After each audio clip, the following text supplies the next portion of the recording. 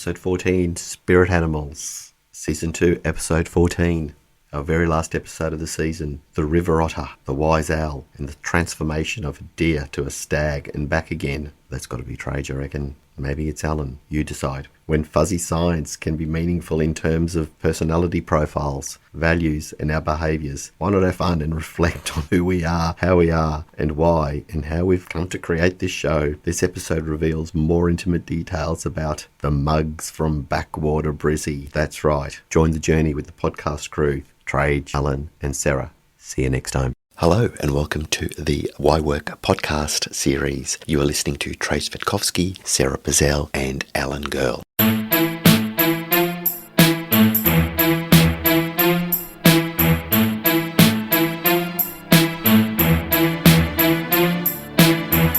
spread like a new disease. You wanna war, but this ain't TV. We come invite forced entry. The mugs from backwater Brissie. All right, guys, you're talking about spirit animals. Sarah, I love how did this happen? You've heard me talk about. All right, on this one hand, this yoga side, this Thai massage side of me, this hey spiritual adventure, woo kind of girl, right? And on the other side, I'm all about what does the science say. I want empirical evidence. I want it underpinned by scientific evidence and work design strategy that's very rigorous. And I deferred university for 1 year. I took a year off, went to Melbourne with some girlfriends. At the time, I've moved back and forth to US many times. This was one of my Australian episodes. I was in Australia for year 12. Took a year off before going to university. I deferred my father, who's a professor in engineering. He was beside himself. He was certain that I was just going to go so left-wing that I'd be like in orange robes and shaved head and, hey, hippie chick extraordinaire. But I had my eye on the goal was to get back to university. It was to help a girlfriend of mine. It was a Lao family. I'm very, very close with the Laotian family. And the younger sister wanted to go to hairdressing school. The other sister wanted to try Melbourne. We moved to Melbourne, age 17. We lived just off Chapel Street, Turak Road, right? South Yarra. And Chapel Street. Got an apartment together. It was so cool. And we went to the Paran markets. We'd catch the trams. I worked in the city. I had multiple jobs, right? And my girlfriend got through to hairdressing school. You'd love one of my jobs, right? So I worked day job retail wholesale, but at nighttime, I waitressed at an Italian restaurant, and the chef would sometimes slap my butt as I walked past, and he'd go, "Hey, Americana!" Right? And then the other workplace, I worked in a bowling alley, right? And I was the girl at the desk, issuing the shoes, taking your money. No, but get this. They asked us to stay back one night, and I'd worked all day long, and it was about 11 o'clock at night. And I said, no, you're going to die, Trajce. Guess who came in that night for a special session? No kidding. Melbourne, downtown. Nick Cave? In Excess. In Excess, there you go. And they changed all of the Coke out, they put beer in there, and I missed In Excess playing. I missed serving In Excess that night. What? I know. You're so close to. So close to the Michael Hutchins, man. Anyway. Yeah. But I was going to say, to remind me, we had neighbours from Laos. Did you? In the 70s. Savakamalawangse, I think was his name, or was his friend's name. But say that name again. Von Savakamalawangse. My girlfriend's name is Van Prasut Dwangpmi, and her older brother, Suksavan Dwangpmi. Beautiful sing-song, wonderful names. A lot of consonants. They're my mum and dad. Their parents were my parents. Yes. My shadow Lao parents. I remember they were neighbours. I've forgotten. It was in my memory for a while. I just remembered now. Benjo was his name. It's part of my life of understanding how community functions, where you all help each other out, right? It was fascinating nation. Landlocked from memory. It's a landlocked nation, Laos. Meaning? There's no sea. It's not by sea. It's completely landlocked. Have you been to Laos? No. It's so beautiful. Yeah. Luang Prabang. Wonderful. So that's what you travel. So is this where your spirit animal interest?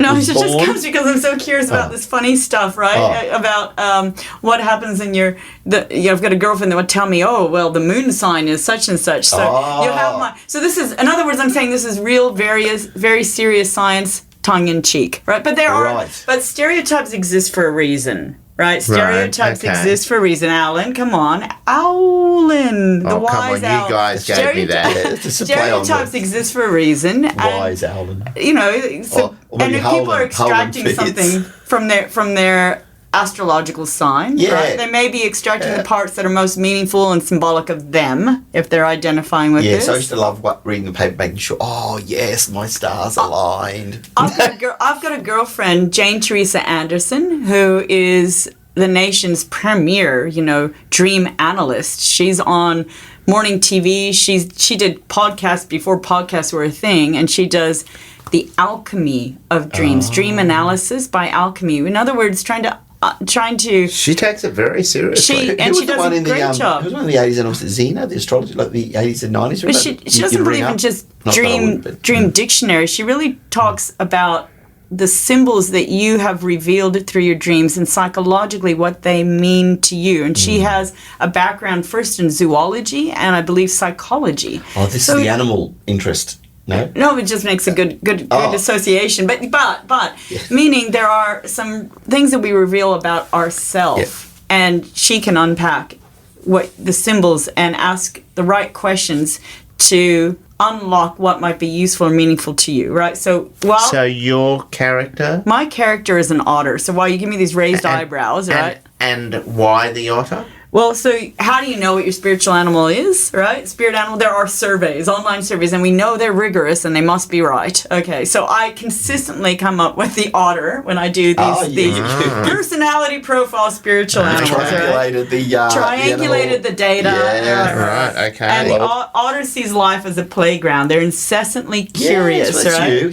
That is you. Thank you. Endless energy, limitless enthusiasm. That is you. That's you. They can teach us a lot about how to just enjoy life and remain curious and stimulated with childlike wonder. Right? I love just learning about the new ways of working. That's one thing great about my job, ergonomics. I go into so many different industries. Yes, and I learn how tires are made. I learn how bread bags are made. You have a certain vocational or work-related wanderlust. Symbols of femininity, What a great caring, word. What a great word. Good water German word, deities Wunderlust. associated with healing. I have a healthcare background, so it must be right? Okay.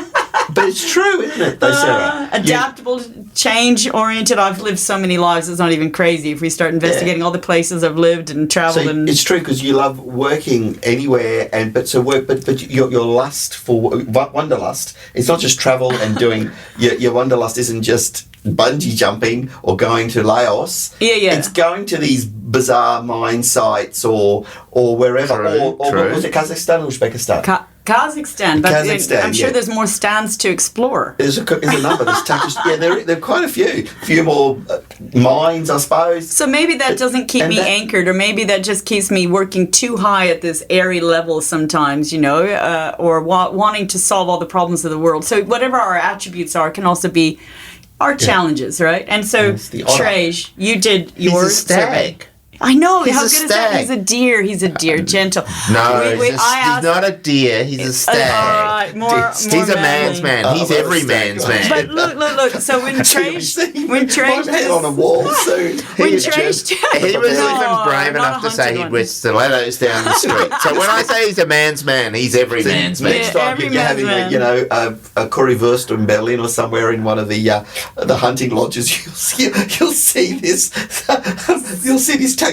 That's Trajce. So I asked Trajce, I just encourage you guys to do this survey. And Trajce came back and he has this stag, aka deer. Symbol of deer teaches us to be kind and loving and maintain childlike innocence. Aww. Bring it here. Bring it on. Come on. Are you a hugger? He's also a shapeshifter. I love that. Right? Shapeshifter. So what does that mean in the real world? Well, is that like sliders in apparel? Shapeshifters. Being able to transform, shapeshifters. It's like in a Matrix, isn't it? No. Yeah. Is in that all like of those in your personality? That's right. Yeah, that's yes, right. chameleon-like. So, deer are also thought to be the shapeshifters in some traditions, true, some like indigenous from traditions. State prosecutor to rock star techno to university composer. lecturer. You are a bit of a I'm sort of like shapeshifter. you, Sarah, but I don't move around outside of my 5 kilometre radius. Unless I have to.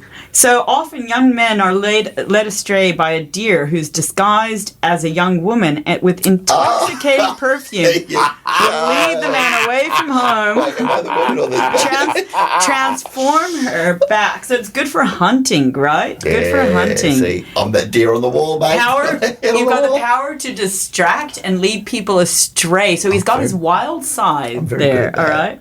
So constantly digressing. Positive meanings of deer: move through life and move around obstacles with grace. Like a gentle, peaceful, innocent, cancer. Purity, sensitive, intuitive. You're very intuitive. I noticed that.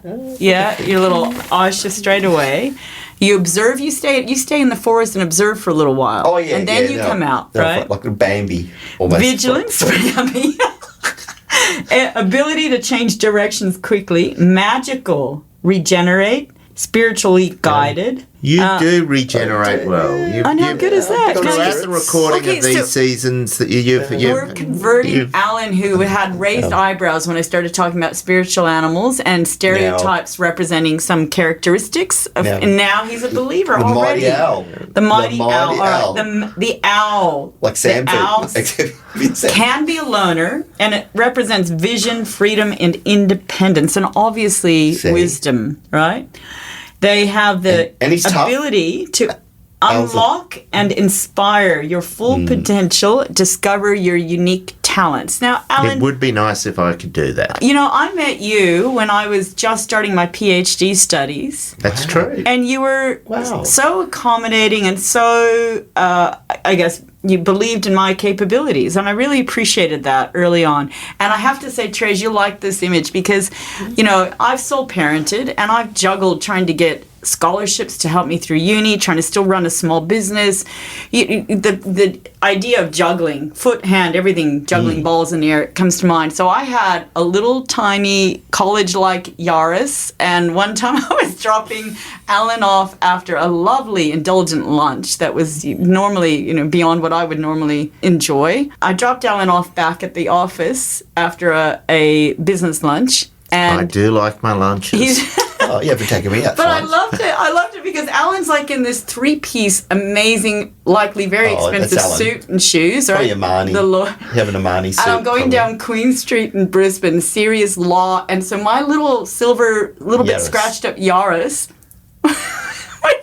was dropping him off among the Audis and the Mercedes and they'd call it the Rolls, the whatever. And I go, I'm all, Alan, this is just to teach you how the other half lives. That's right. Yes. I love bringing you back down to earth. But how have you really lived? I mean, the Yaris is not a reflection of that.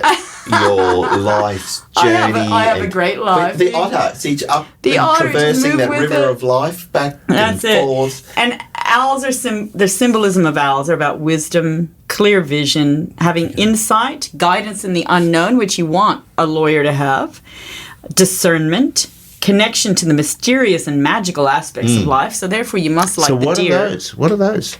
Is that drugs? Now, Alan, the thing is, that's right, because it is a mystery, because sometimes I don't quite know what Alan's going to say. But there could be a risk of sometimes I don't know what I'm going to say. Over-intellectualizing things. Oh, he does tend to overthink things. Lots of analysis, right?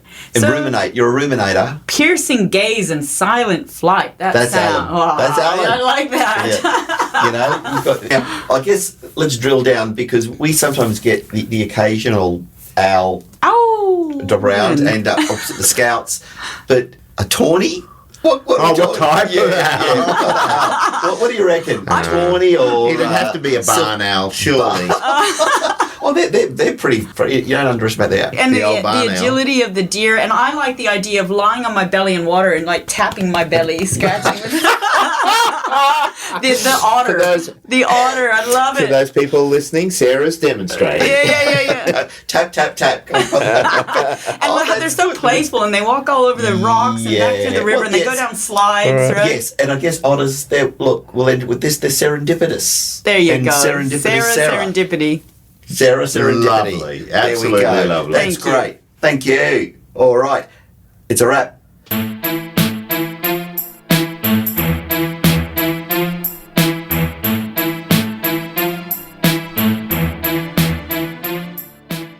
We hope you enjoyed that episode of Why Work. You've been listening to Trajce, Sara and Alan. And if you'd like to know more about some of the things we've talked about today, please subscribe. See you next time. Saber's the MC that's setting it off. DJ Code's ready, so let's battle it off. We've created Super Virus, 10 years in the making. Entities are many and various, and to the skilled, we're always courteous.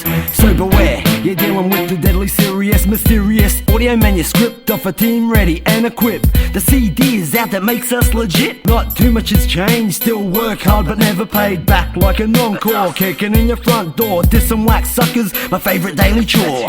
You think you're trickier, wittier, plot telling you the time like a clock. Never vain, plain or mundane. Time to stake a claim, not in it for financial gain. Like a bomber over the target, here comes the air raid, the new wave, the new stage. We spread like a new disease. You want a war, but this ain't TV. We come invite forced entry. The mugs from backwater Brissie. If you want a battle, come and diss. You'll never Back again with the pad and the